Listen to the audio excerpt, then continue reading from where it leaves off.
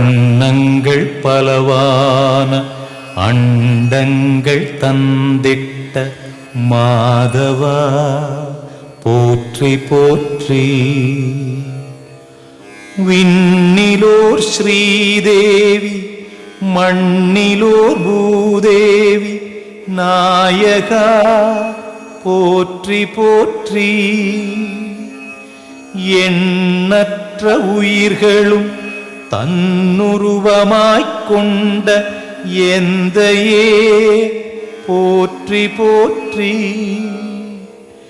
கண் பெற்ற பயனுன்னை காண்பதே என நின்ற கார்வண்ணா போற்றி போற்றி.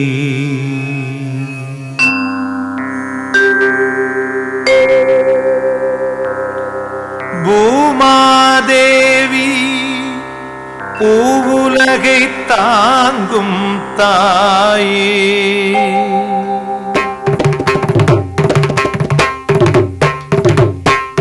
பூமாதேவி பூவுலகை தாங்கும் தாயே, பொறுமையின் உறைவிடமே குணங்களின் நிறைகுடமே போற்றுகிறோம் உன் பாதம்.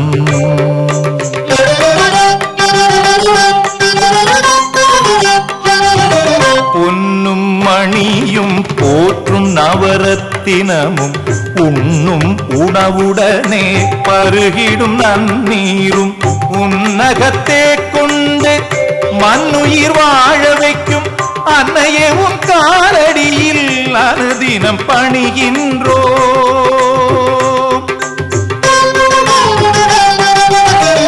பச்சை பசும் புல்லும் மேனிக்கு பட்டாடை பாய்ந்தோடும் நதிகள் உன் கழுத்துக்கு முத்தாரம் எல்லோருக்கும் சமமாக இடம் தந்து ஆதரிக்கும் அன்னையே உன் காலடியில் அனுதினம் பணிகின்றோ.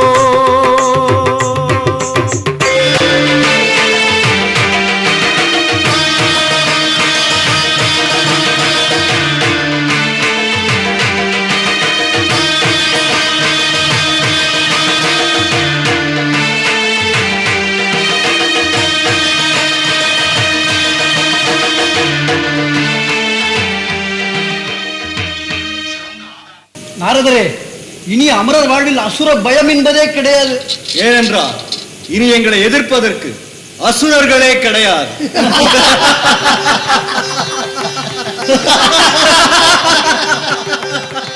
நரகாசுரன் நரகாசுரன் அவரை பற்றி விளக்கமாக சொல்லுங்கள்.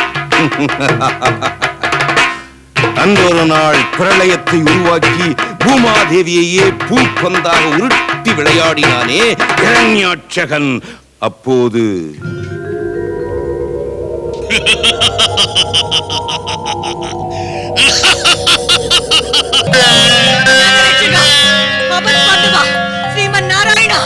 மடு நடுவில் முதலையது வருகையென உரை புகழ ஒரு நொடியில் வந்த இறைவா, கமல மலர் தன்னில் உரையும் திருமகளின் அருகிலுற அடியவளை ஏற்ற தலைவா.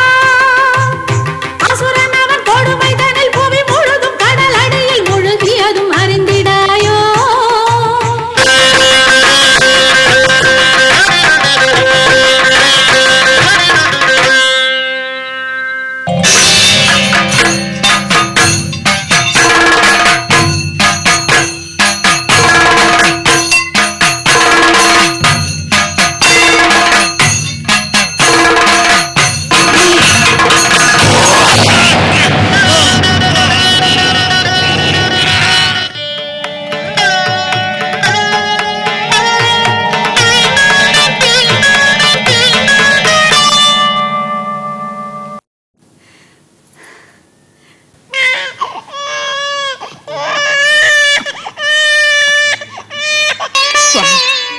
காலமெல்லாம் தங்கள் அன்புக்காக காத்திருந்த எனக்கு தங்கள் அடையாளமாக ஒரு மைந்தனை தந்தீர்கள்.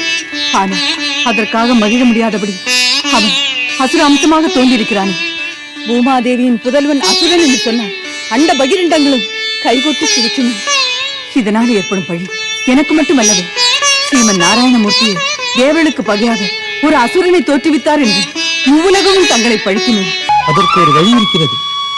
அதோ அவன் அருகே அவனுடனேயே தோன்றி வந்த வைஷ்ணவாஸ்திரம் கிடப்பதை பார்.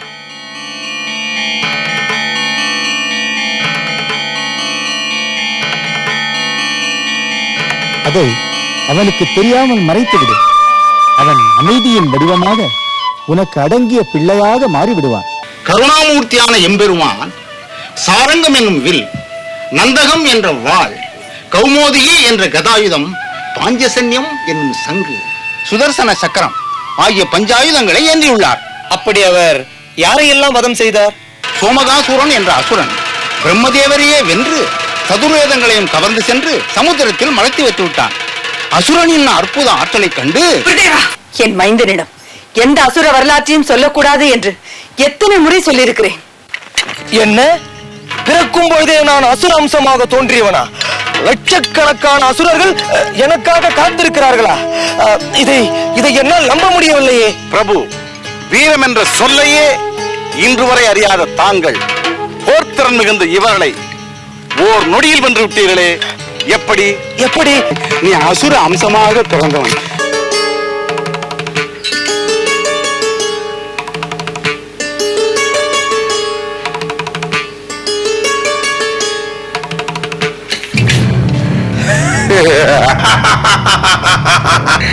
அதே சிரிப்பு, நீ பிறந்த போது கேட்ட அதே சிரிப்பு. இனி தங்களை எதிர்க்க எதிரிகளே இல்லை என்று எக்காலம் புரியும் தேவர்களை எக்காலமும் நீங்கள் அசுரர்களின் அடிமைகள் என்று ஆக்க வேண்டும். தேவேந்திரா, இது நாள் வரையில் நீ எங்களுக்கு இழைத்த எல்லா கொடுமைகளுக்கும் இன்றோடு வஞ்சம் தீர்த்து விடுகிறேன். வானுலகிலேயே வாழ இடமில்லாமல் உங்களை ஓட ஓட விரட்டி அடிக்கிறேன் பார்.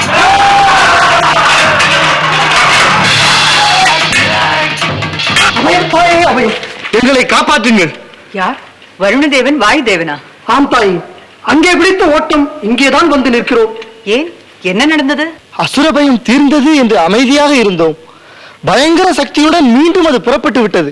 அதற்கு இங்கு வந்து என்ன பயன்? உங்கள் தலைவன் தேவேந்திரனும் அல்லவா தஞ்சம் புக வேண்டும். இந்திரன் வஜ்ராயுதம் ஏந்தி புறப்பட்டாரே, இப்போது எப்படி திரும்பி வருவது என்று புரியாமல் தவித்துக் கொண்டிருக்கிறாரே. அஞ்சாதீர்கள், விஸ்வரூபியான விஷ்ணுமூர்த்தி உங்களை காப்பாற்றுவார். அந்த விஷ்ணுமூர்த்தியின் வைஷ்ணவாஸ்திரத்தையே ஏந்திக் கொண்டு எங்களை எதிர்க்க ஒருவன் வந்து விட்டானே, அவனை என்ன செய்ய முடியும் தாயே? வைஷ்ணவாஸ்திரம்? நீங்கள் யாரை பற்றி சொல்லுகிறீர்கள்? இன்னுமா தாயே புரியவில்லை? தங்கள் குமாரன் நரகாசுரன் தான் தேவர்கள் மேல் போர் தொடுத்திருக்கின்றான். என்ன? நான் யுத்தம் செய்து தோற்றுவிட்டேன். நான் யுத்தமே வேண்டாம் என்று அவர் காலிலே விழுந்து கெட்டியாக பிடித்துக் கொண்டு விட்டேன். இப்போது இந்திரன் தலைமையில் மற்றும் உள்ள திசை காவலர்கள் எல்லாம் ஒன்று சேர்ந்து யுத்தம் புரிந்து கொண்டிருக்கிறார்கள். இன்னும் சிறிது நேரம் இது நீடித்தால் இந்திராதி தேவர்கள் வைஷ்ணவாஸ்திரத்துக்கு பலியாகி விடுவார்கள். இல்லை இல்லை, அப்படி எதுவும் நடக்கக்கூடாது. நடக்கவும் நான் அனுமதிக்க மாட்டேன். என் சுவாமியால் காப்பாற்றப்பட்ட உங்களுக்கு என் மகனால் ஆபத்து ஏற்படுவதை நான் அனுமதிக்க மாட்டேன். புறப்படுங்கள்.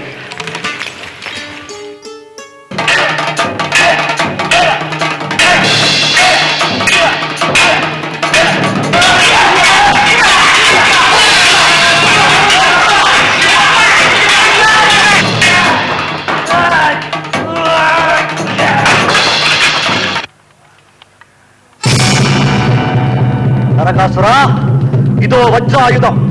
இதனால் அடிபட்டு உன் தலை உடையப் போகிறது பார். தேவேந்திரா, இதோ வைஷ்ணவாஸ்திரம் உன் நெஞ்சத்தை பிளந்து நெடுங்கால வஞ்சத்தை தீர்த்து விடுகிறது பார். நிறுத்துங்கள்.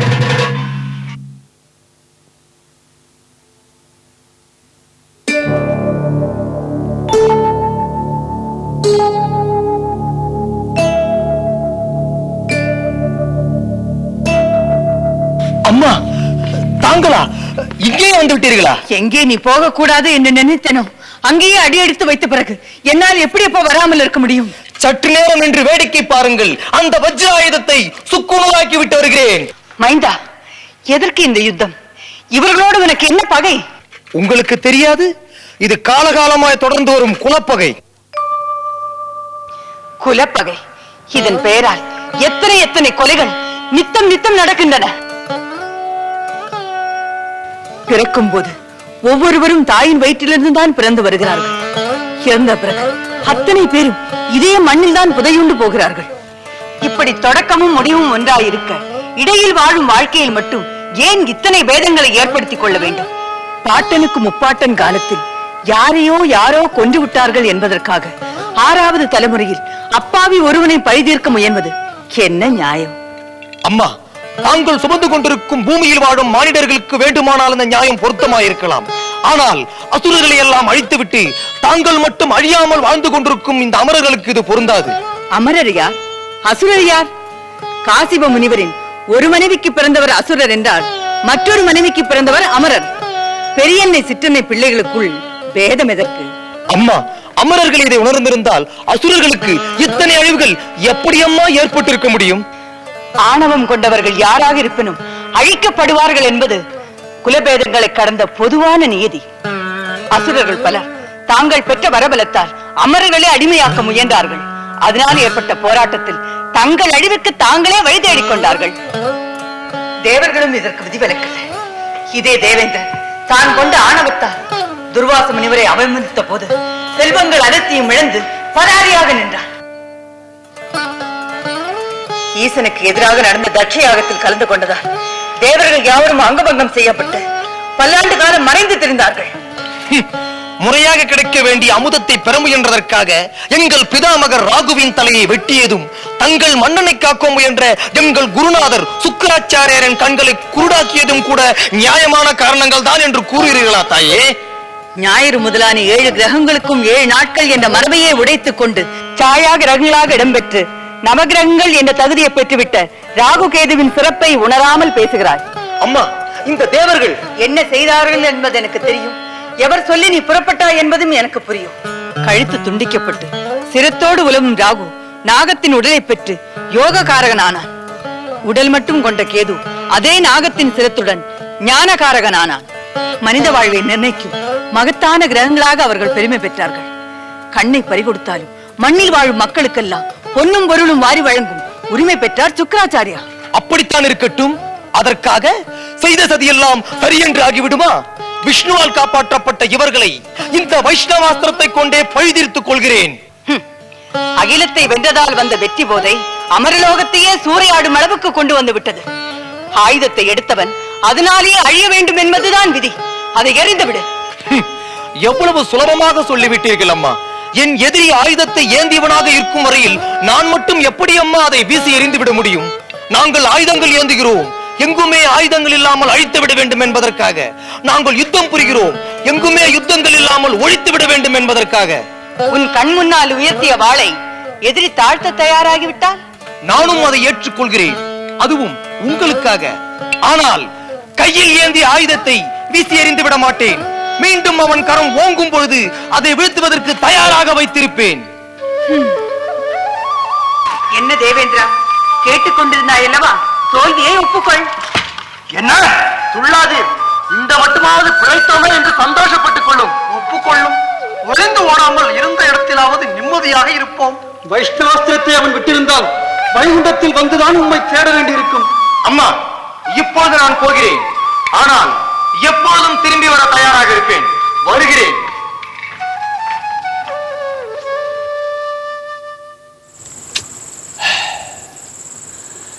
எதிரிகள் பணிந்தனர்.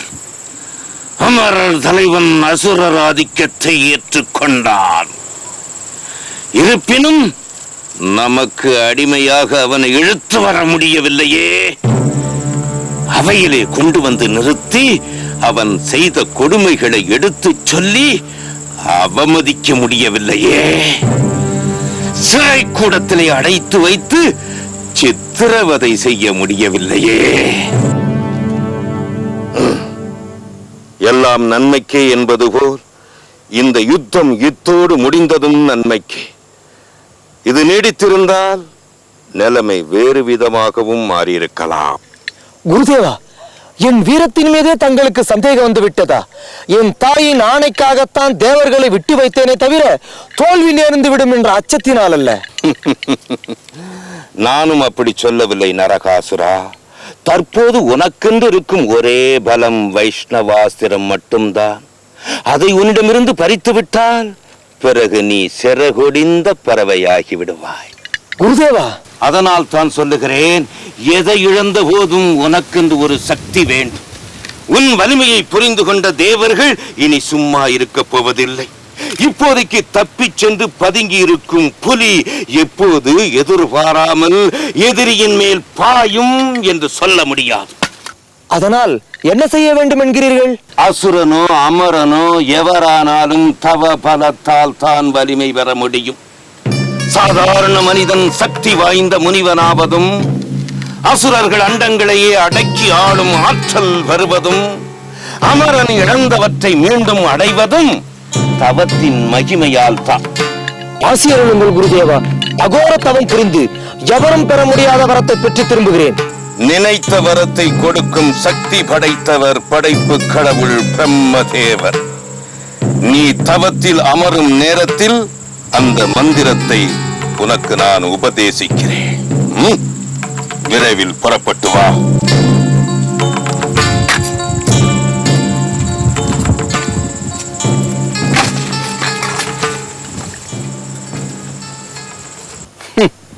எந்த வரம் பற்றி என்ன பயன்?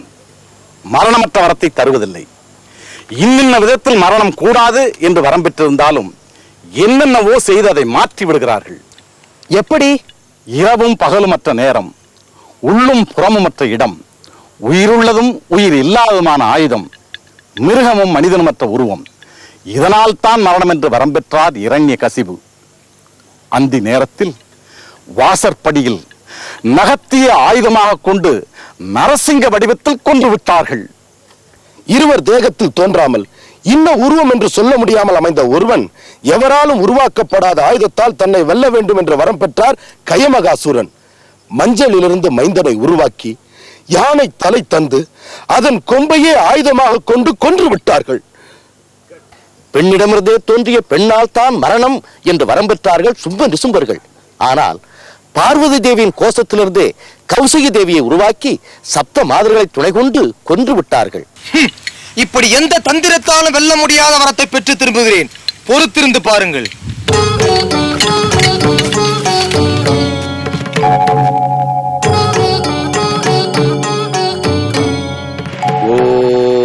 ஓம் பிரம்மதேவாய நமஹ. ஓம் பிரம்மதேவாய நமஹ. ஓம் பிரம்மதேவாய நமஹ. ஓம் பிரம்மதேவாய நமஹ. ஓம் பிரம்மதேவாய நமஹ. ஓம் பிரம்மதேவாய நமஹ.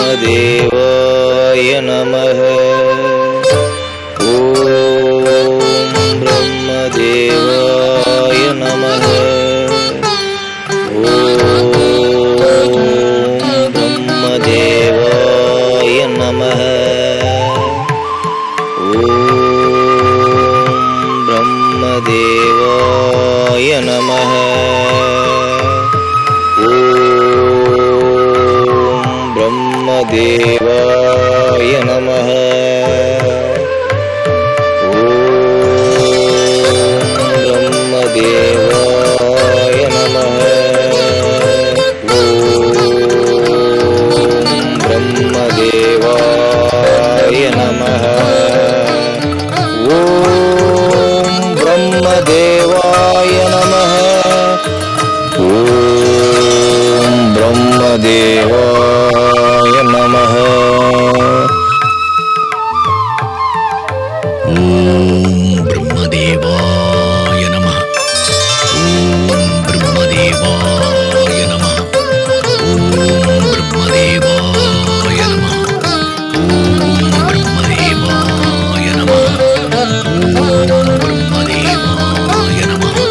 தந்தையே, சகல சித்திகளையும் கொண்ட தாங்கள் எனது தந்தை என்பதிலே எனக்கு எப்போதும் மகிழ்ச்சி உண்டு.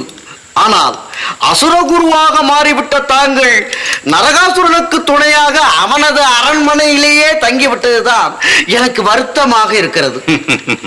என் அருமை மைந்தனே துவஷ்டா, நீண்ட தவத்தில் ஈடுபட்டிருக்கும் மாமன்னன் நரகாசுரன் மீண்டும் திரும்பி வந்து ஆட்சி பொறுப்பை ஏற்கும் வரை குருநாதர் என்ற முறையில் நானே முன்னின்று நடத்த வேண்டியுள்ளது. அதனால் தான் அங்கேயே தங்கியுள்ளேன். தாத்தா, ஆசை கூறுங்கள். விஸ்வரூபனின் சாஸ்திர திறன் யாவரும் அறியும்படி வெளிப்பட வேண்டும். இதுவே என் ஆசி. வருகிறேன்.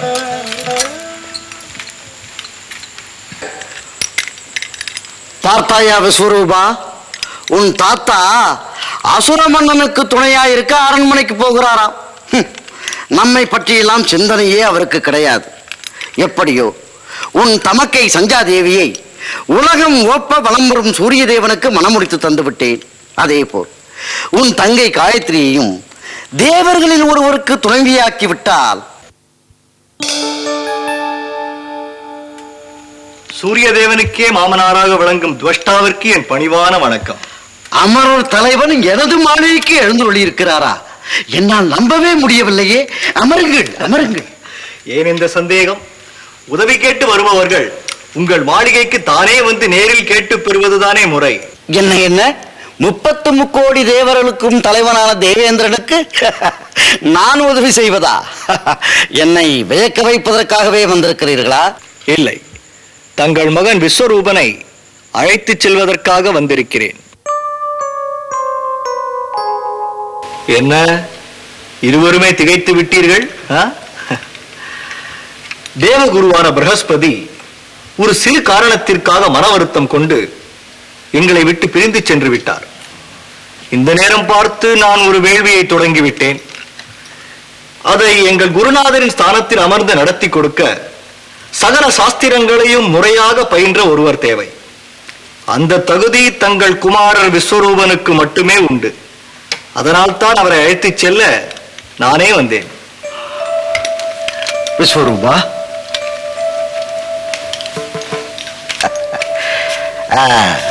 விஸ்வரூபா, நீ என்ன நினைக்கிறாய்? தந்தையே, தாத்தா சுக்கராச்சாரியார் அசுரகுருவாக விளங்கும் போது பேரனான நான் தேவகுருவாக அமர்ந்து வேள்வி நடத்துவது என்பது பொருத்தமாக இருக்குமா? அதற்காக அமரர் தலைவனை வந்து அடைக்கும் போது அதை மறுப்பது முறையாகுமா? தாத்தா இதை ஏற்றுக்கொள்வார் என்ற நம்பிக்கை எனக்கில்லை.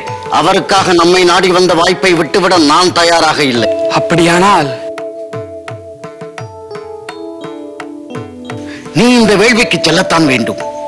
என்னை பொறுத்தவரை தேவர்களின் உறவுதான் எனக்கு வேண்டும் என்பதை எப்போதோ தீர்மானித்து விட்டேன். விஸ்வரூபா, நீ இந்த வேள்வியை நடத்துவதன் மூலம் அமரர்களோடு நமக்கு உள்ள உறவு பலப்படும். நாளை உன் தங்கை காயத்ரிக்கும் தேவர்களில் ஒருவரை வரனாக தேர்ந்தெடுக்க முடியும். தங்கள் கட்டளைக்காக புறப்படுகிறேன். ஆனால் நான் தாத்தாவை பின்பற்றுபவன் என்பதை தாங்கள் மறந்துவிடக் கூடாது. அதை பற்றி இப்பொழுது என்ன, முதலில் இதை நீ நல்லபடி நடத்தி விட்டு வா.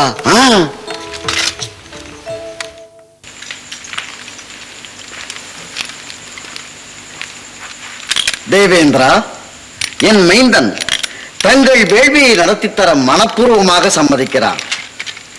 இப்போதே தங்களோடு புறப்பட்டு வரவும் தயாராக இருக்கிறார். ஆஹா, இந்த கணம் முதல் விஸ்வரூபரே எங்கள் குருநாதர். வாருங்கள் குருதேவா.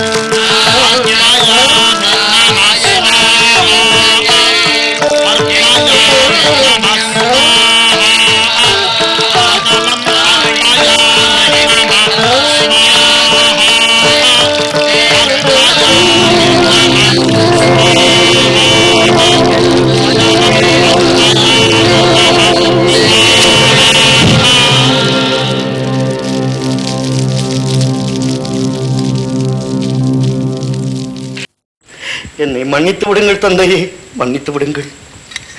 இந்திரன் இப்படி நடந்து கொள்வான் என்று நான் எதிர்பார்க்கவே இல்லை. செய்வதையெல்லாம் செய்துவிட்டு இப்பொழுது இப்படி வருந்தி என்ன பயன்? விஸ்வரூபனின் சாஸ்திர திறன் அனைவரும் அறிய வெளிப்பட வேண்டும் என்று தாங்கள் தான் வாழ்த்துவீர்கள். அதற்கு இது ஒரு வாய்ப்பாக இருக்கட்டுமே என்றுதான் இந்திரனோடு அவனை அனுப்பி வைத்தேன். அது இப்படியாகிவிட்டது. என் பேரனின் சாஸ்திர ஞானம் அவன் உயிருக்கே ஆபத்தாகிவிட்டது. காயத்ரி எங்கே? தன் தமையன் கொலை செய்யப்பட்ட செய்தியை கேட்டது முதல் அடிபட்ட பெண் புலியாக பழிக்கு பழி என்று வெறிகொண்டவனாக மாறிவிட்டாள். வாருங்கள், காட்டுகிறேன்.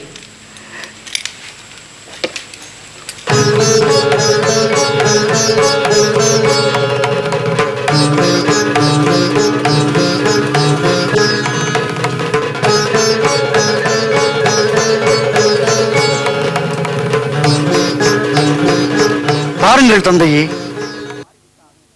காயத்ரி இப்படி வஞ்சத்தின் வடிவமாகவே மாறிவிட்டாள். நான் எவ்வளவோ சமாதானம் சொல்லியும் ஏற்றுக்கொள்ளவே மறுக்கிறாள். நிறுத்துங்கள் உங்கள் புலம்பலை. வஞ்சகன் இந்திரன் வந்து அழைத்தானாம். கொஞ்சமும் தயங்காமல் தன் குமாரனை இவர் அனுப்பி வைத்து விட்டாராம். அசுர குருவாகிய தாத்தாவின் மீது கொண்ட வஞ்சத்திற்காக பேரனை கொன்று விட்டான் இந்திரன். விரும்பிய வேள்வியை செய்து முடித்த பின் திரும்பி இங்கு வர முடியாதபடி வெட்டி சாய்த்து விட்டான். தாத்தா, என் அண்ணனின் ஆவி பறித்த அமரேந்திரனை பழிக்கு பழி வாங்க வேண்டும். அமுதம் குடித்ததால் மரணம் இல்லை என்று தருக்கி திரியும் அந்த தேவேந்திரன் அதற்கு சமமான தண்டனையை பெற்று தன் தவறை நினைத்து கலங்கி தவிக்க வேண்டும்.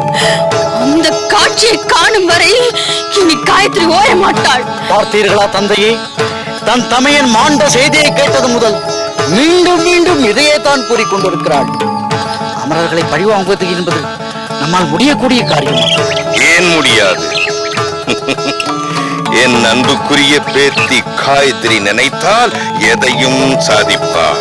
துவஷ்டா, காயத்ரியிடம் இதை பற்றி நான் பேசி அவளை சமாதானப்படுத்துகிறேன். நீ போ.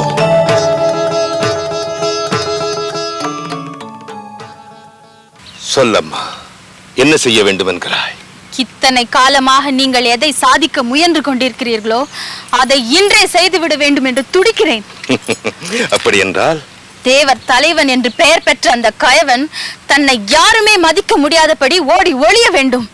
செருக்கிற்கு காரணமான அவனது செல்வம் அனைத்தையும் இழந்து மறைந்து வாழ்ந்து மனம் புழுங்கி கதற வேண்டும்.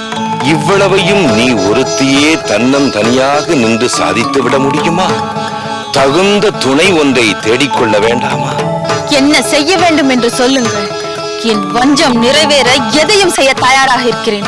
இதுதான் உன் உறுதியான தீர்மானம் என்றால் அதற்கு தகுதியானவன் நரகாசுரன் ஒருவன்தான். பூமாதேவியின் புதல்வனான அவன் தேவலோகம் வரை சென்று இந்திரனையே கலக்கியவன். உன் வஞ்சத்தை நிறைவேற்றும் நெஞ்சுறுதி படைத்தவன். தற்போது அவன் கந்தமாதன வனத்தில் அமர்ந்து கடும் தவம் செய்து கொண்டிருக்கிறான்.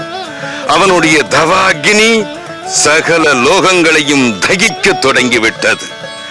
அவன் தரிசனம் பெறும் நேரமும் நெருங்கிவிட்டது.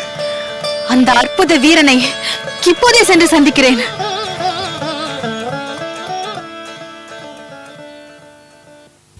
ஓம் பிரம்மதேவாய நமஹ. ஓம் பிரம்மதேவாய நமஹ. அங்கே பார்த்தீர்களா? பிரம்மதேவாய நமஹ. ஓம் பிரம்மதேவாய நமஹ. ஓம் பிரம்மதேவாய நமஹ. ஓம் பிரம்மதேவாய நமஹ. ஓம் பிரம்மதேவாய நமஹ. ஓம் பிரம்மதேவாய நமஹ. நரகாசுரன் தவம் வெற்றியடையும் கட்டத்தை நெருங்கிவிட்டது. அவன் உச்சரிக்கும் பிரணவத்தின் ஒலி பிரம்மலோகம் வரை எதிரொலிக்க தொடங்கிவிட்டது. வெறும் வைஷ்ணவாஸ்திரத்தை வைத்துக் கொண்டே வேடிக்கை காட்டியவன் வேண்டிய வரத்தையும் பெற்றுவிட்டான். என்னதான் செய்ய மாட்டான்? தேவர் தலைவா, ஏன் இந்த கலக்கம்? வாய் திறந்து ஒரு வார்த்தை சொன்னால் போதும், அந்த வனத்தையே எரித்து அவனையும் உருக்கி கருக்கி விடுகிறேன். வார்த்தை கூட வேண்டாம், பார்வையாலே எனக்கு விடை கொடுங்கள்.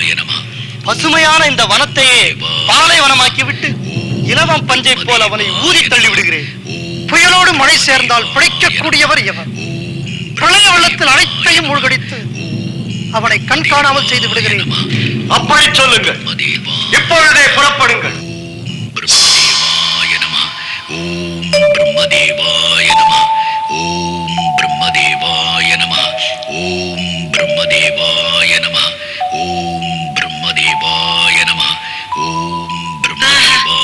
என்ன கம்பீரமான குரல்! ககனத்தை பிளந்து செல்லும் ஓங்கார ஒலி.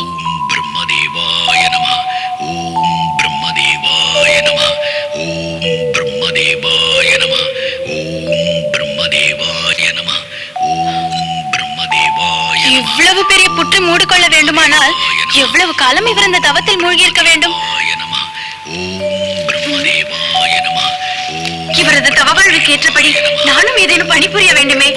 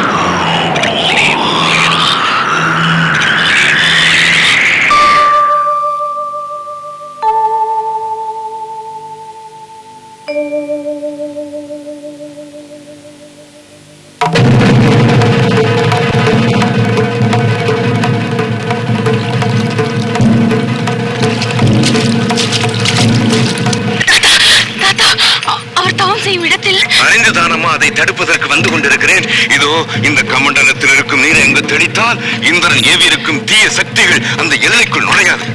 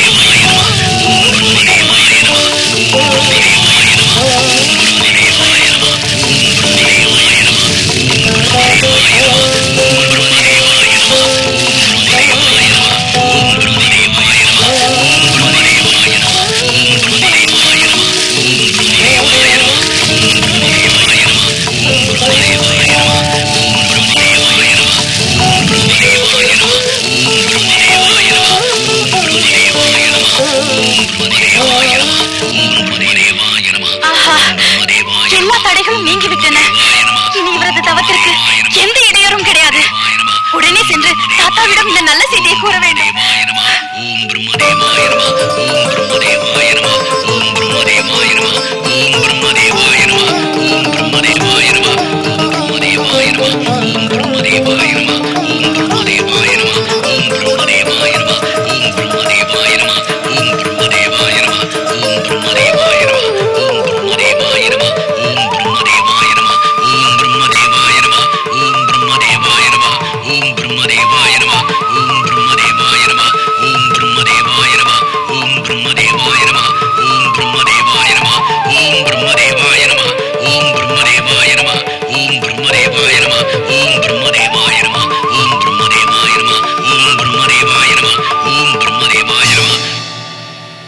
நரகாசுரா,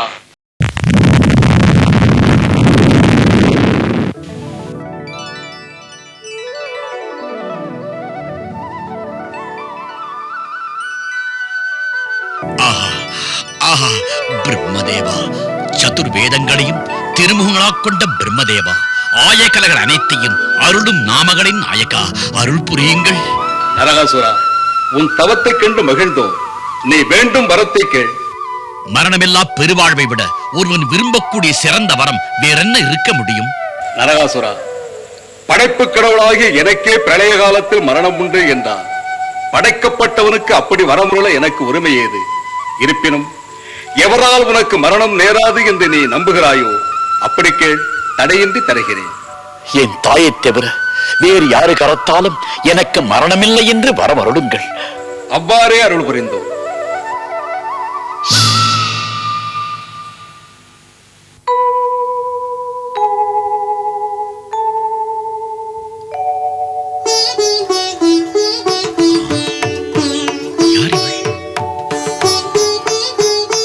வானத்திலிருந்து தேவதை ஒன்று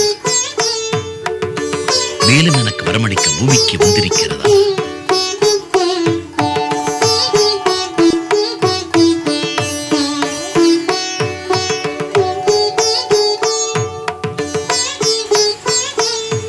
என்னை இப்படி திகைத்து நிற்கிறீர்கள்? இந்திரனை வென்ற உங்கள் வீரத்தையும் நெடுங்காலமாக நீங்கள் புரிந்த தவம் வெற்றி அடைந்ததையும் அறிந்து தங்களை பாராட்டுவதற்காக வந்தேன். நீ தங்கள் கடுமையான தவக்கோலத்தை தரிசித்து தாங்கள் அதில் வெற்றி பெற வேண்டும் என்று மனதிற்குள் தியானித்துக் கொண்டிருந்தவள்.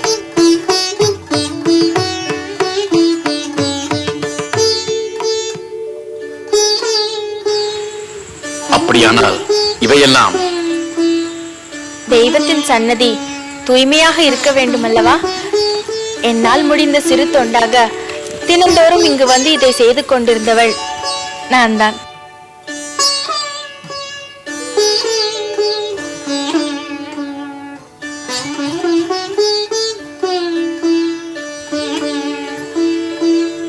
இங்கு ஏதேதோ விபரீதங்கள் நடந்திருப்பது போல் தெரிகிறதே. உண்மைதான். யானை தன் காதுகளை அசைக்காமல் இருக்கும்போது சிற்றெரும்பு கூட அதை சாய்த்து விடும் அல்லவா?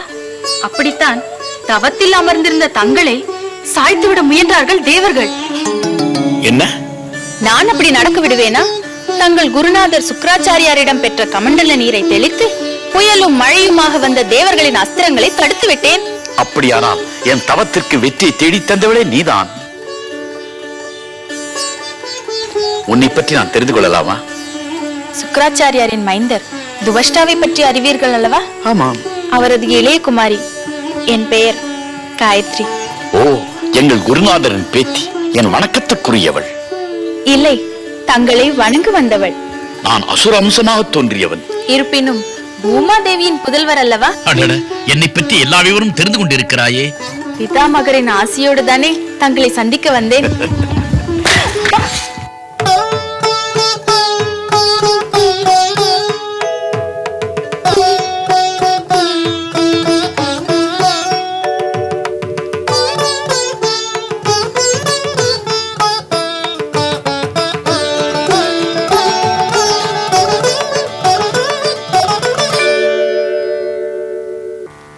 லக்ஷ்மி,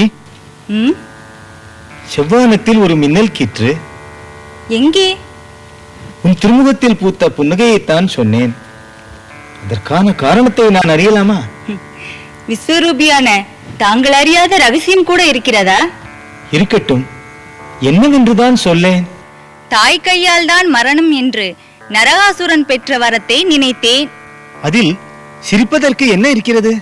சோமகாசுரனை அழிக்க மச்ச அவதாரம், இரணியாட்சகனுக்காக வராக அவதாரம், இரணியனுக்காக பயங்கர நரசிங்கம், மாபலிக்காக எளிய வாமன வடிவம், இப்படி அசுரவதம் புரிவதற்காக பல அவதாரங்கள் எடுத்தீர்கள். ஆனால் எந்த வடிவத்திலும் நீங்கள் தன்னை நெருங்க முடியாத வரத்தை பெற்றுவிட்டானே நரகாசுரன்.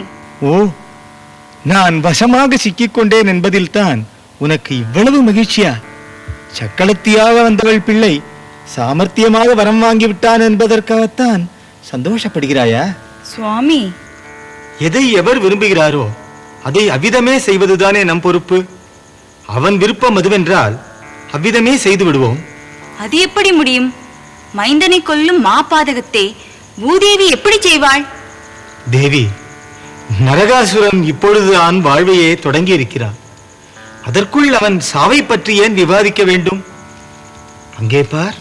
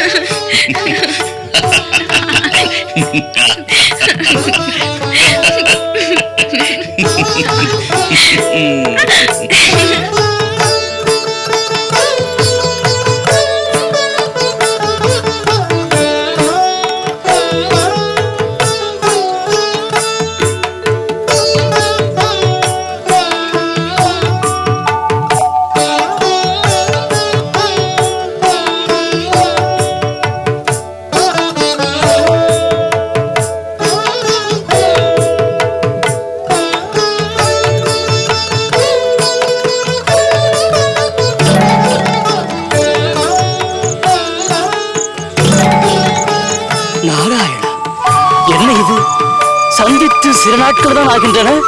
சிந்தனை திருமணம் வரைக்கும் சென்று விட்டது.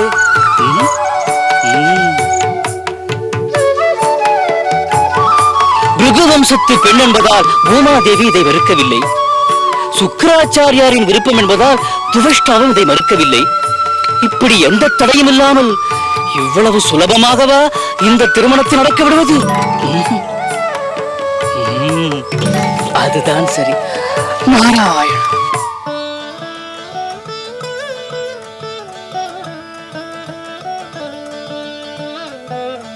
நாராயண நாராயண. வாருங்கள் நாரதரே, வாருங்கள், அமருங்கள். தங்கள் வருகையால் பூமாதேவியின் மாளிகை பெருமை அடைகிறது. தாயே, இன்று என்ன விசேஷம்? வழக்கத்தை விட வரவேற்பு பலமாக இருக்கிறது. திருக்கால ஞானியான தங்களுக்கு இது கூட தெரியாதா? என் மைந்தன் நரகாசுரனுக்கு மரணமில்லா வரத்தை தந்த பிரம்மாவின் மைந்தன் அல்லவா தாங்கள்? தங்களை கௌரவிக்க வேண்டியது என் கடமை அல்லவா? ஓ, அப்படியா?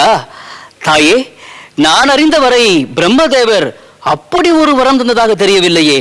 தாய் கையால் மரணம் என்றுதானே? அதனால் தான் சொல்கிறேன், அவன் மரணமற்ற பெருவாழ்வை அடைந்து விட்டான் என்று. தாங்களே சொல்லுங்கள், எந்த தாயாவது மகனை தன் கையால் கொல்வாளா? அரக்கியே ஆனாலும் கூட தான் பெற்ற பிள்ளையை பறவையை போல் சிறகில் வைத்துத்தான் காப்பாற்றுவாள். என்ன சொல்கிறீர்கள்? அதில் என்ன சந்தேகம்? இருந்தாலும் தாயே, லீலா வினோத பிரியரான திருமால் எந்த மாயம் புரிவார் என்று எவராலும் உணர முடியாது.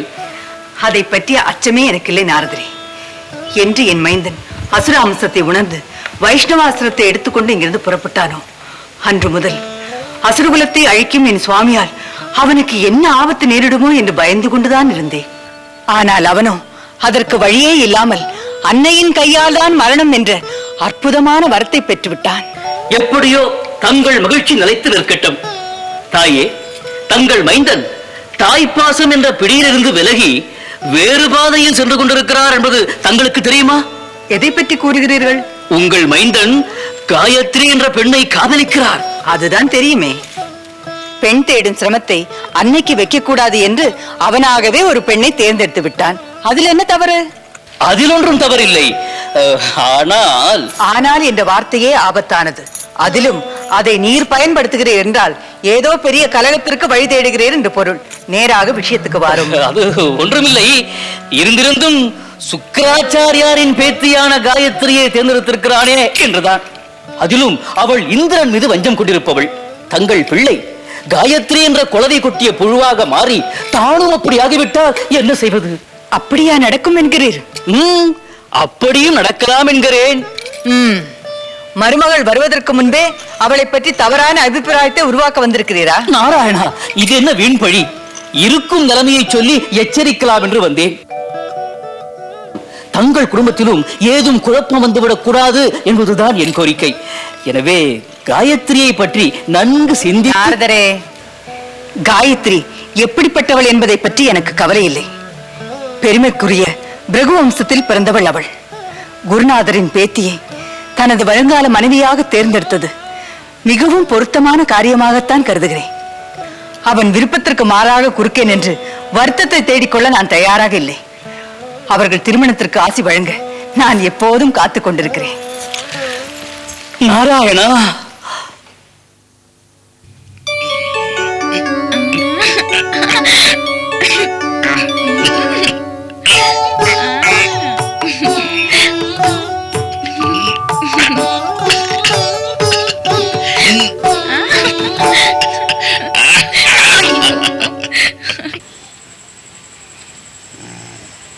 நாராயண நாராயண. வாருங்கள் நாரதரே, வாருங்கள், அமருங்கள்.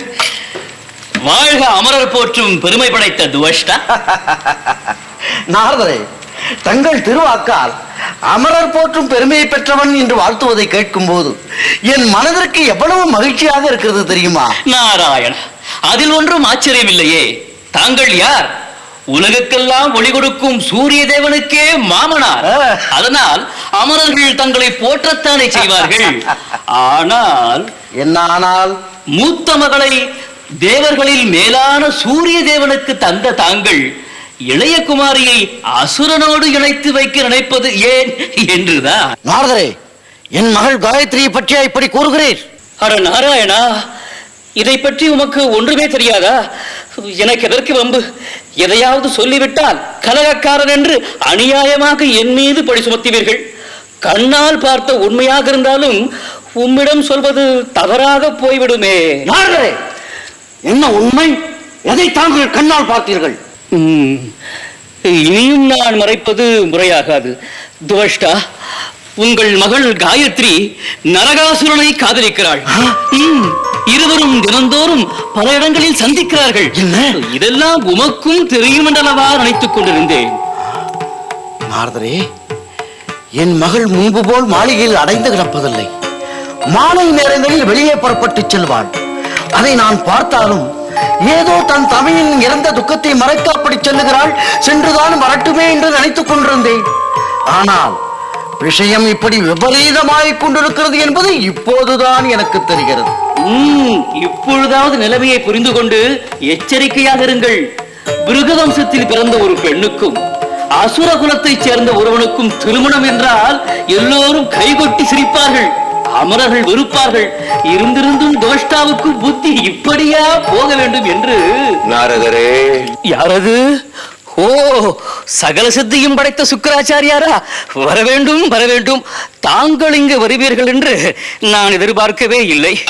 அதனால்தான் என் மகன் துவஷ்டாவிடம் எதையோ சொல்லி குழப்பிக் கொண்டிருக்கிறீர் இல்லையா? அது ஒன்றுமில்லை.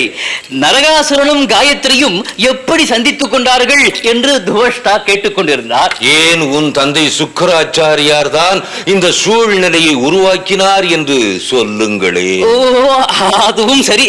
இது உங்கள் இருவருக்கும் உள்ள விவகாரம். எனக்கு என்ன வந்தது? நான் வருகிறேன். நாராயண. தந்தையே, இதென்ன விபரீதம்? காயத்ரியை பற்றி நான் எத்தனையோ கனவுகளை கண்டு கொண்டிருக்கிறேன். அந்த ஆசைகளை எல்லாம் நிராசையாக்கிவிட்டு யாரோ ஒரு அசுரனோடு அவளை இணைத்து வைக்க பார்க்கிறீர்களே. அதனால் என்ன? பிருகு முனிவரின் புதல்வன் என்பதால் பார்க்கவன் என்று புகழ் பெற்ற உன் தந்தை அசுரகுலத்திற்கு குருவாக இருக்கலாம். அவர் பேத்தி ஒரு அசுரனை காதலிக்க கூடாதா? தாங்கள் அசுர குருவாக இருந்தாலும் அமரரும் துதிக்கும் பெருமை பெற்றவராயிற்றே. என் பேரன் விஸ்வரூபனை கொண்டவர்கள் என்னை மதிப்பது போலித்தனமாயிற்றே. என் மூத்த மகள் சஞ்சாதேவி சூரிய தேவனுக்கே மனைவியாயிற்றே. அந்த சூரியனையே விழுங்கிய ராகு அசுரகுலத்தின் பிதாமகராயிற்றே. அப்படியானால் அமரரை பழிவாங்க துடிக்கும் அவள் அவர்களில் எவரையும் ஏற்றுக்கொள்ள மாட்டாள். அவள் காதலை நீ தடுக்க முயன்றால் தன்னை அழித்துக் கொள்ளவும் தயங்க மாட்டாள். தந்தையே, அப்படி ஒரு நிலையை உருவாக்குவதை விட அவள் விருப்பப்படி திருமணத்தை நடத்தி வை. நரகாசுரன் பூமாதேவியின் புதல்வன், வீர சாகசங்களால் தேவர்களை நடுநடுங்க வைத்தவன், உன் மகளுக்கு பொருத்தமானவன். தந்தையே, எனக்கு இதில் உடன்பாடே இல்லை என்றாலும் தங்கள் கட்டளைக்காக ஏற்றுக்கொள்ளுகிறேன். காயத்ரியின் விருப்பத்தை நிறைவேற்றுகிறேன். அப்படி சொல் துவஷ்டா. அதற்கு பிறகு நம்மால் நிறைவேற்ற முடியாத வஞ்சத்தை நரகாசுரனை கொண்டு காயத்ரி நிறைவேற்றி வைப்பாள்.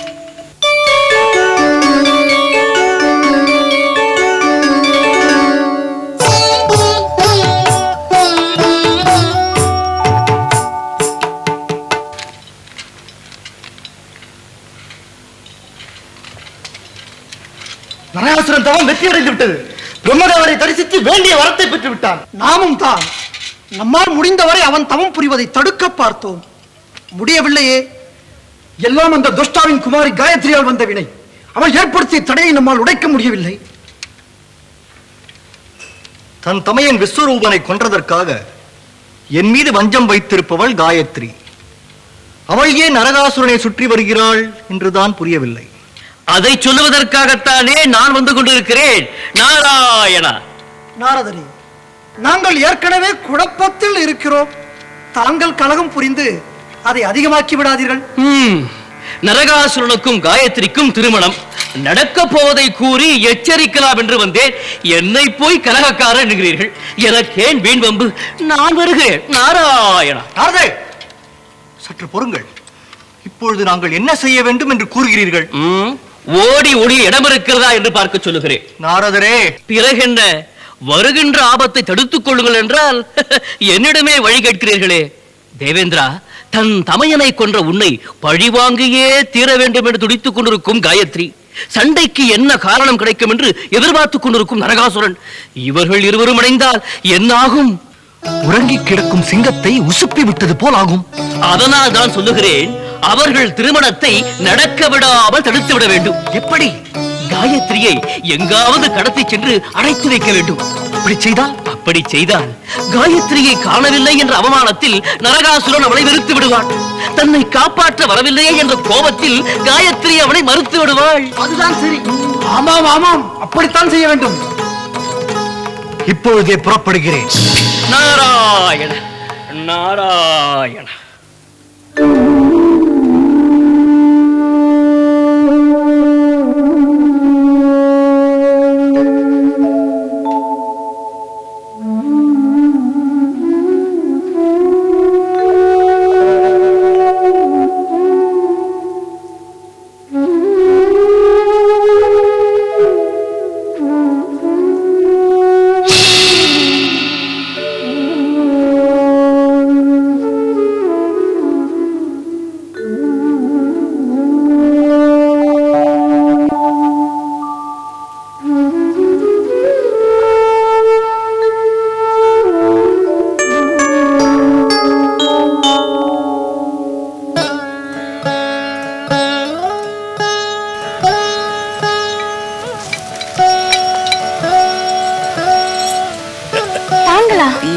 காயத்ரி, எனக்காக வெகு நேரமா காத்திருக்கிறாயா? இல்லை இல்லை, வழக்கமான நேரத்திற்கு தான் வந்தேன். ஆனால் இன்று நீங்கள் விரைவாக வந்ததுதான் வியப்பாக இருக்கிறது. என் காயத்ரியை சந்திக்க இப்போது நேரம் கிடைக்கும் என்றுதான் தவித்துக் கொண்டிருக்கிறேன். அமராவதியில் என் அரசு பணிகளை எல்லாம் அப்படியே ஒதுக்கி வைத்து விட்டு. அமராவதியிலா? நம் இருவர் லட்சியமும் இந்திரனின் அமராவதி பட்டணத்தை நமக்கு அடிமையாக்குவதானே. அதற்கான திட்டங்களை தீட்டிக் கொண்டிருப்பதால் அப்படி சொன்னேன். பொருத்தமாக சொன்னீர்கள். நம் திருமண நாளை விட, நமக்கென்ன ஒரு மைந்தன் பிறக்கும் நாளை விட, இந்திரனை வென்ற நாளே எனக்கு மகிழ்ச்சியான நாள். அது எனக்கு தெரியுமே. அதனால் தான் வானமண்டலத்தில் போர் புரிவதற்குரிய இடங்களையும் அங்கு போவதற்குரிய பாதைகளையும் உன்னோடு சேர்ந்து பார்த்து வைத்துக் கொள்ளலாம் என்று யோசிக்கிறேன். இப்போதே பார்க்கலாமே. ஆடாடாடாடா, என்னை வெல்ல வேண்டும் என்பதில் உனக்கு என்ன வெறி? உங்களையா? பகைவனை வஞ்சத்திருப்பதில் என்னை விட உனக்கு வெறி அதிகம் என்று சொல்ல வந்தேன். நான் பாதிக்கப்பட்டவளாயிற்று. நான் உன்னை பாதுகாக்க வந்தவனாயிற்றே. அப்படியானால் இப்போதே புறப்பட தயாராக இருக்கிறேன். நான் உன்னை அழைத்துச் செல்ல காத்துக் கொண்டிருக்கிறேன்.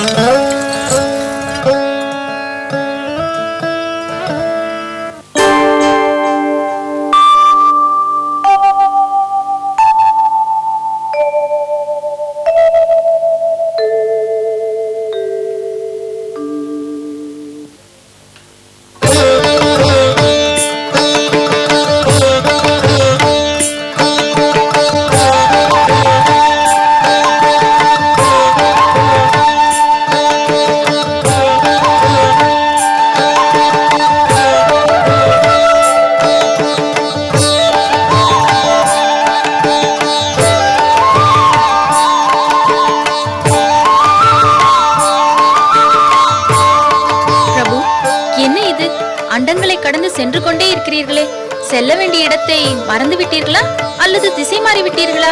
இல்லை இல்லை, சரியான திசையில் எங்கே போக வேண்டுமோ அங்கேதான் போய்க் கொண்டிருக்கிறோம். கவலைப்படாமல் என்னோடு வந்து கொண்டே இரு.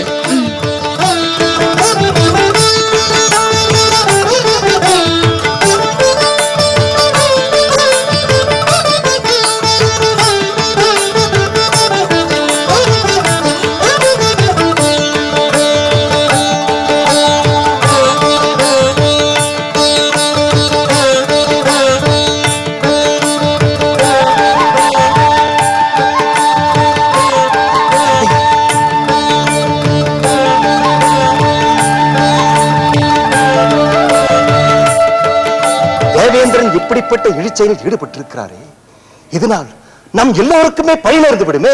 அதற்காக நரகாசுரன் என்ற நம் பகை வேள்விக்கு நெய்யாக விளங்குபவரை விட்டுவிட முடியுமா? அவர்கள் திருமணத்தை அனுமதிக்க முடியுமா? அப்படியானால் போனால் போகட்டும் என்று பேசாமல் இழுத்து விட வேண்டியதுதான்.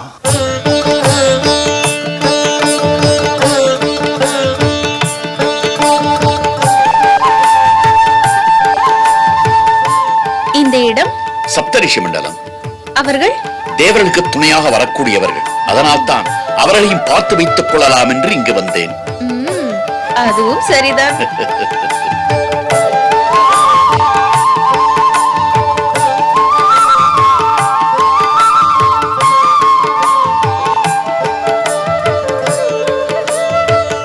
பெருமானே, இதென்ன அநியாயம்? இந்திரன் நம் கண் முன்னே பெருகுமுனிவர் வழிவந்த ஒரு பெண்ணை கடத்திச் செல்கிறாரே, சப்தரிஷிகளே சாட்சியாக இருந்தது போல அல்லவா ஆகிவிடும். அதற்கு நாம் என்ன செய்ய முடியும்? நாம் செய்யும் வேள்விகளை ஏற்று நட்சத்திரங்களாக விளங்கும் தகுதியை தந்தவர்களே தேவர்கள் தானே. அவர்களுக்கு தலைவராக விளங்கும் ஒருவர் செய்யும் காரியத்தை நாம் எப்படி தடுக்க முடியும்? நடப்பது நடக்கும்.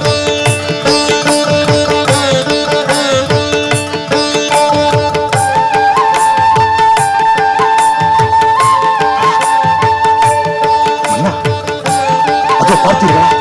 அமரர் தலைவர்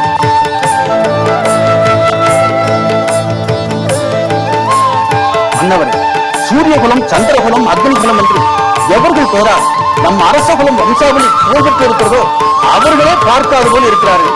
வேள்விகள் நடத்தி தேவர்களோடு வாழும் பாக்கியத்தை பெற்றவர்கள் நாம். இதிலெல்லாம் தலையிட்டு அமர வாழ்வை ஏன் நாம் எடுத்துக் கொள்ள வேண்டும்? பேசாமல் இல்லை.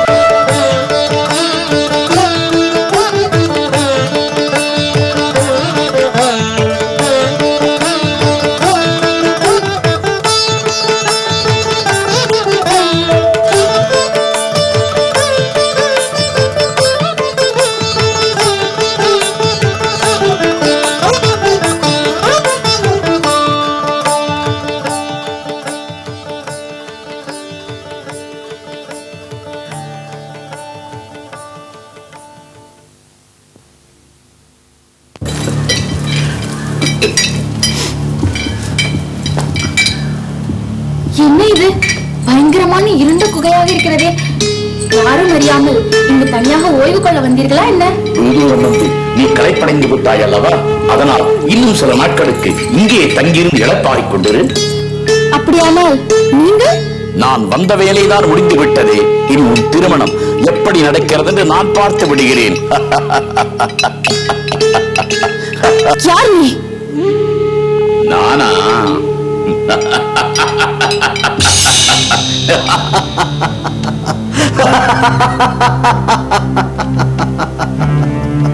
பேதை பெண்ணே, காலம் கடந்து கேள்வி கேட்கிறாய். நான் தான் தேவர்களின் தலைவன், உன் தமையனை கொன்ற தேவேந்திரன். தேவேந்திரன்? பூலகத்திலிருந்து ஒரு பெண்ணை கடத்தி வந்த உனக்கு தேவர்களின் தலைவன் என்று சொல்லிக்கொள்ள என்ன தகுதி இருக்கிறது? நெல், பகைவன் பலத்தை வளரவிடாமல் தடுக்க அவனுக்கு நெருங்கியவர்களை கடத்தி கொண்டு வருவதும் ஒரு ராஜதந்திரம் தான். யாருக்கும் தெரியாமல் ஈனத்தனமான ஒரு காரியத்தை செய்துவிட்டு அதற்கு காரணம் சொல்லிக் கொண்டிருக்கிறாயா? இல்லை பெண்ணே, இல்லை. 30 முக்கோடி தேவர்கள், வானமண்டலத்தில் நட்சத்திரங்களாக ஜொலித்துக் கொண்டிருக்கும் சப்த ரிஷிகள், அரிய வேள்விகளை செய்து அமர வாழ்வை பெற்ற அரச குலத்தவர்கள் அனைவருக்கும் தெரிந்துதான் உன்னை கடத்தி கொண்டு வந்திருக்கிறேன். ஆஹா, என்ன பெருமை! இத்தனை பேருக்கும் தெரிய கொண்டு வந்த நீ என் காதலர் ஒருவருக்கு மட்டும் தெரியாமல் ஒளிந்து மறைந்து வர வேண்டியதாகிவிட்டதே. வெட்கமாக இல்லை? காதலர், உங்கள் திருமணம் நடக்க கூடாது என்பதற்காகத்தானே திட்டமிட்டு உன்னை கடத்தி கொண்டு வந்திருக்கிறேன். தங்கள் நன்மைக்காகத்தான் செய்கிறேன் என்பதை அறிந்துதானே வானவர் அனைவரும் எனக்கு வழியமைத்து தந்திருக்கிறார்கள். தேவேந்திரா, கரையான் புற்று என்று எண்ணி கை வைத்து கருநாகத்தை தூண்டி விட்டிருக்கிறாய். இந்த அவமானத்தை இனி நான் ஒருபோதும் மறக்க மாட்டேன். என் தமையனை கொன்ற குற்றத்திற்காக உன்னை மட்டும்தான் பழிவாங்க வேண்டும் என்று துடித்துக் கொண்டிருந்தேன். இப்போதோ அமரர், முனிவர், அமரர் வழிவந்த அரசர் என்ற அத்தனை பேரையும் மொத்தமாக எங்களுக்கு பகைவர்களாக்கி விட்டாய். இத்தனை பேரையும் பகைத்துக் கொண்டு எத்தனை காலம் உங்களால் வாழ்ந்துவிட முடியும்? நரகாசுரன் இந்த இடத்தை அறியவும் முடியாது, அப்படியே அறிந்தாலும் நெருங்கவும் முடியாது. என்னை சிறை செய்து விட்டதாக எண்ணி இருமாப்பு கொள்ளாதே. அவருடைய ரூபத்தில் வந்து என்னை ஏமாற்றிய பேடியே அவர் தன் சுயரூபத்துடனேயே வந்து என்னை காப்பாற்றுவார். அமரர்கள் யாவரும் சேர்ந்து செய்த மறைமுகமான சூழ்ச்சியை அசுரகுல பெருமை விளங்க அவர் தனியாகவே நேர்முகமாகவே வந்து முறியடிப்பார். பார்ப்போம். குறிப்பிட்ட காலம் வரை இங்கே அடைப்பட்டு கிட. தேவேந்திரா, தேவேந்திரா, தேவேந்திரா, தேவேந்திரா, தேவேந்திரா, தேவேந்திரா, தேவேந்திரா.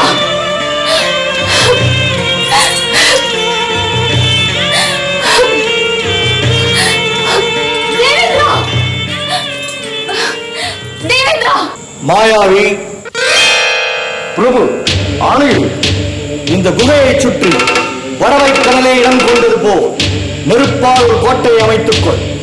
ஓஹோ, அக்னி துர்க்கம். அதை சுற்றிலும் பிரளய வெள்ளத்தின் வேகம் கொண்டதாய் பெருகிடும் நீரால் ஒரு கோட்டை கட்டு, அதாவது ஜலதுர்க்கம். அதையும் சுற்றி சூறாவளி காற்று வீசும்படி காற்று மண்டலத்தால் ஒரு கோட்டை. வாயு துர்க்கம் அமைக்க வேண்டும் என்று சொல்கிறீர்கள். தங்கள் ஆணைப்படியே செய்து முடிக்கிறேன். வாயு துர்க்கம், ஜலதுர்க்கம், அக்னி துர்க்கம் மூன்றையும் கடந்து யார் உள்ளே நுழைகிறார்கள் என்று பார்த்து விடுவோம்.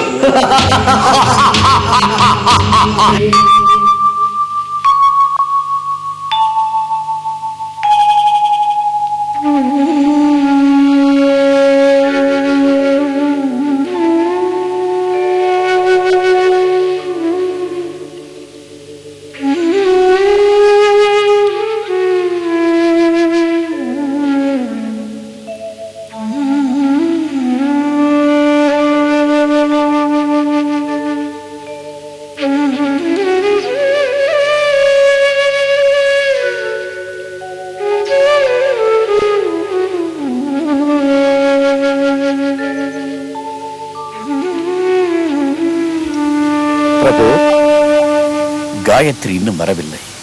இப்படி அவள் ஒரு நாளும் வராமல் இருந்ததில்லை. தேவியார், தவிர்க்க முடியாத காரணங்களினால் வர முடியாமல் போயிருக்கலாம். தேவியின் தந்தையார் எதற்காக வேணும் அவரை தடுத்து நிறுத்தி இருக்கலாம். பஞ்சகா, நாமே அவளது மாளிகைக்கு சென்று... வேண்டாம் பிரபு. ஏன்? தேவியின் தந்தை துவஷ்டாவிற்கு தங்கள் காதல் விவகாரத்தில் அவ்வளவு உடன்பாடு இல்லை. அதனால் தாங்களாக அங்கு செல்வது அவ்வளவு பொருத்தமாக இருக்காது. வேறு என்னதான் செய்யலாம் என்கிறாய்? தேவியார் எப்படியும் நாளை வரத்தான் போகிறார். அப்போது விவரத்தை தெரிந்து கொண்டால் போகிறது. அதுவும் சரிதான். காயத்ரியை காணவில்லையா? வழக்கமாக சந்திக்கும் இடத்திற்கு அவள் வரவில்லையா? ஆமாம் குருதேவா. நெடுநேரம் காத்திருந்த மன்னர் தங்கள் மைந்தரின் மாளிகைக்கு தானே செல்ல துடித்தார். நான் தான் அதை தடுத்தேன். ஓ, நல்ல காரியம் செய்தாய். அப்புறம் அவருக்கு தெரியாமல் நானே துவஷ்டாவின் மாளிகைக்கு சென்று நிலைமையை கவனித்தேன். தேவியார் அங்கும் இல்லை என்பது தெரிந்தது. அங்கும் இல்லை, இங்கும் இல்லை. வேறு எங்குதான் சென்றிருப்பார்? அதைத்தான் குருதேவா தாங்கள் கண்டுபிடிக்க வேண்டும். இந்நேரம் தங்கள் குமாரரும் தனக்கு தெரிந்த இடங்களெல்லாம் தேடிவிட்டு தங்களை காண இங்கு வந்து கொண்டிருப்பார். வருவான், நிச்சயம் வருவான். பஞ்சகா, நரகாசுரனை பற்றி அலட்சியமாக நினைத்துக் கொண்டிருக்கும் என் மகன் துவஷ்டா அவனது வீரத்தையும் காயத்ரி மேல் அவன் கொண்டிருக்கும் காதலையும் உணர்வதற்கு இதை ஒரு சிறந்த வாய்ப்பாக நான் பயன்படுத்த போகிறேன். நரகாசுரன் தன் ஆற்றலினால் இதை எப்படி கண்டுபிடிக்க போகிறான் என்று சோதிக்க போகிறேன். இதன் மூலம் துவஷ்டா மனம் மாறி முழு மனதோடு அவனை தன் மருமகனாக ஏற்றுக்கொள்ளும்படி செய்ய போகிறேன். அருமையான திட்டம் குருதேவா. ஆனால் அதற்குள் தேவியாருக்கு ஏதும் நேர்ந்து விட்டார்? இல்லை, நிச்சயமாக அப்படி எதுவும் நடந்துவிட முடியாது. என் பேத்தி காயத்ரி எந்த சோதனையையும் எதிர்கொள்ளும் மனோதிடம் படைத்தவள். அவளை எவரும் எதுவும் செய்துவிட முடியாது. தந்தையே, தந்தையே, தந்தையே. யார்? என் அருமை மைந்தன் துவஷ்டாவா? நரகாசுரன் அரண்மனையிலா? என் கண்களையே என்னால் நம்ப முடியவில்லை. இந்த கேலி பேச்சிற்கெல்லாம் இப்போது இடமே இல்லை தந்தையே. நேற்று மாலை முதல் காயத்ரியை காணவில்லை. அவள் எங்கு சென்றாள், என்ன ஆனால் என்று எதுவுமே தெரியவில்லை. நானும் இப்போதுதான் பஞ்சகன் மூலமாக அதை பற்றி அறிந்தேன். என் ஞான திருஷ்டியால் அவள் இருக்கும் இடத்தை காண முயன்றேன். என் சக்திக்கும் அப்பாற்பட்ட எல்லையில் அவள் எங்கோ இருக்கிறாள் போலும். என்ன அப்படியானால் என் மகள் கதி என்ன ஆவது? துவஷ்டா, இந்த நேரத்தில் உறுதியோடு செயல்பட்டு அவளை கண்டுபிடிக்கும் ஆற்றல் படைத்தவன் நரகாசுரன் ஒருவன் தான். நீயே நேரில் சென்று நிலைமையை விளக்கி... தந்தையே, அவன்... யோசிப்பதற்கு இது நேரமில்லை. வேகத்தோடு செயல்பட்டு விவேகத்தோடு அவளை கண்டுபிடிக்க வேண்டும். இந்த நேரத்தில் என்னுடைய ஞானம், உன்னுடைய பாசம், இவைகளை விட அவனுடைய காதல் தான் இதை சாதிக்கும். நரகாசுரன் என்ற யானைக்கு மிக பிரியமான அதிமதுர தழை காயத்ரி தான். அதை அடைவதற்காக அந்த யானை பூமியையும் புரட்டும், வானத்தையும் தகர்க்கும்.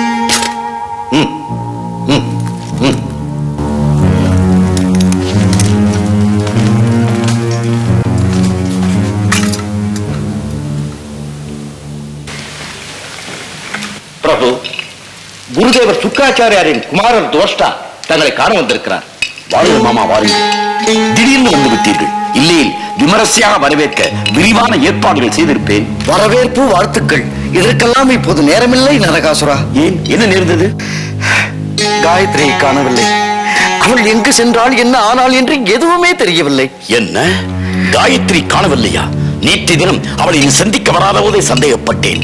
பஞ்சகன் தடுத்ததால் உடனே வந்து நான் உங்களை பார்க்க முடியவில்லை. நேற்று இரவு முழுதும் அவளுக்காக காத்திருந்தேன். காலை வரை வராததால் தெரிந்த இடங்களுக்கெல்லாம் சென்று தேடி பார்த்தேன். எங்குமே அவள் இல்லாததால் தந்தையாரிடம் சொல்லலாம் என்று இங்கு வந்தேன். அவர் தங்களால் மட்டும்தான் தேவியை மீட்க முடியும் என்றும் தேவி இருக்கும் இடத்தை கண்டுபிடித்து அவரை அழைத்து வர வேண்டிய பொறுப்பு தங்களுடைய என்றும் கூறினார். குருதேவன் ஆணை சிறமைக் கொள்கிறேன். இப்போதே அவளை தேடி புறப்படுகிறேன். தானாக விரும்பி எங்காவது சென்றாளா, இல்லை ஏதேனும் விபத்தில் அகப்பட்டுக் கொண்டாளா என்பதை நான் முதலில் தெரிந்து கொள்ள வேண்டும். நரகாசுரா, காயத்ரிக்கு ஏதேனும் ஆபத்து ஏற்பட்டிருக்குமா? அப்படி ஒன்றும் ஏற்பட்டிருக்காது. பூதேவியின் மைந்தன் காதலிக்கு இந்த பூமியில் எப்படி துன்பம் ஏற்பட்டிருக்க முடியும்? தைரியமாக இருங்கள், நானே சென்று அவளை கண்டுபிடிக்கிறேன்.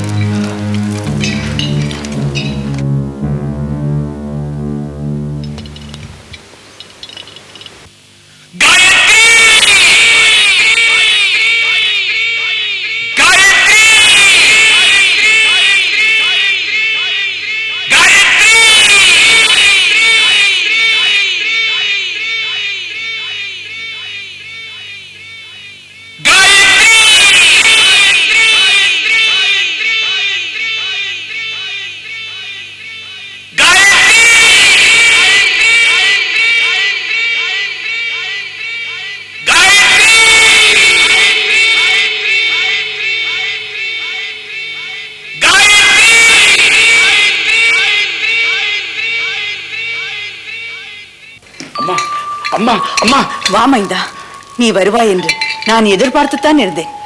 உன் திருமணத்தை பற்றி பேசி அனுமதி பெறத்தானே வந்தாய். எனக்கு பூரண சம்மதம். சரிதானே? அம்மா காயத்ரி பிருகு வம்சத்து பெண், குருநாதரின் பேத்தி. நீ அவளை காதலிக்கிறாய். உன் தவ வாழ்வின் வெற்றிக்கே அவள்தான் காரணம். நீ அவளை மணப்பதில் எனக்கு எந்த தடையும் இல்லை. ஆனால் இப்போது வேறு ரூபத்தில் தடை நேர்ந்திருக்கிறது. ஏன்? எப்படி? ஏன் என்பதற்கு விடை இருக்கிறது. எப்படி என்பதான் இன்னும் தெரியவில்லை. அவளை தாங்கள்தான் கண்டுபிடிக்க வேண்டும். என்ன சொல்கிறாய்? அம்மா, காயத்ரி காணவில்லை. அவள் எங்கு சென்றால் என்ன வானா என்பதே தெரியவில்லை. என்ன? மைந்தா, கவலைப்படாதே. பூமாதேவியான எனக்கு தெரியாமல் அவள் பூலகத்தில் எங்கும் எந்த வடிவத்திலும் மறைந்திருக்க முடியாது. அப்படி சொல்லுங்களம்மா. அதற்காகத்தான் உங்களை நாடி வந்தேன். அதை மட்டும் கண்டுபிடித்து சொல்லிவிடுங்கள். பிறகு நடக்க வேண்டியது நான் பார்த்துக் கொள்கிறேன். இப்பொழுதே பார்த்து சொல்கிறேன்.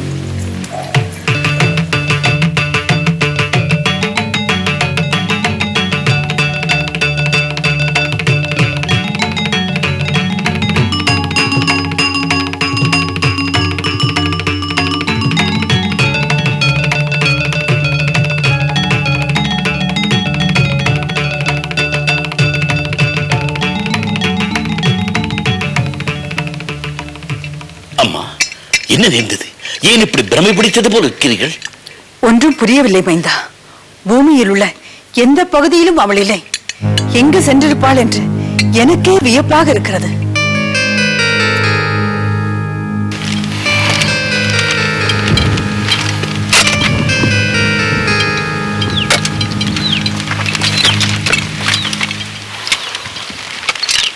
அமைச்சர் பெருமானே, எங்கெங்கு சென்று தேட வேண்டுமோ எல்லா இடத்திலும் போய் பார்த்து விட்டேன்.